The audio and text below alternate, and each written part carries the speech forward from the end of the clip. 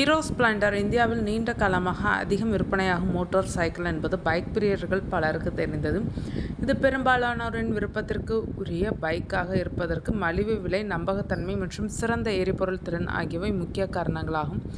அதேபோல் பராமரிப்பு செலவுகள் குறைவாக இருக்கும் என்பது. மோசமான சாலைகளில் கூட அருமையாக பயணம் செய்யலாம்.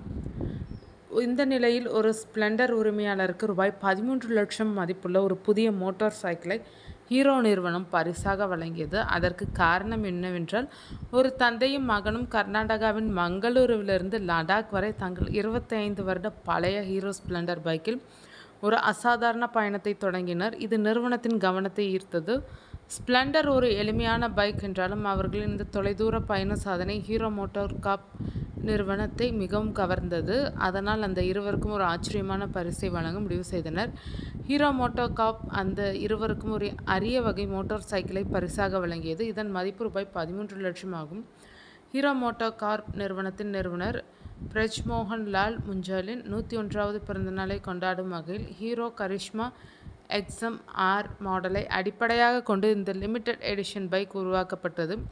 இந்தியாவில் வெறும் 100 யூனிட்டுகள் மட்டுமே தயாரிக்கப்பட்டுள்ள நிலையில் இவற்றில் சுமார் 25 யூனிட்டுகள் ஹீரோவின் குழுவினருக்கு மட்டுமே வழங்கப்பட்டன. மீதமுள்ள 75 யூனிட்டுகள் ஏலமிடப்பட்டு சுமார் ரூபாய் 8.6 கோடி வருவாய் ஈட்டப்பட்டது. தந்தையும் மகனும் ஒரு ஹீரோ ஷோரூமுக்கு அழைக்கப்பட்டனர். அங்கு அவர்களுக்கான சிறப்பு பரிசு காத்திருந்தது. அது ஒரு மிகவும் உணர்வுபூர்வமான மற்றும் மறக்க முடியாத தருணமாக இருவருக்கும் அமைந்தது.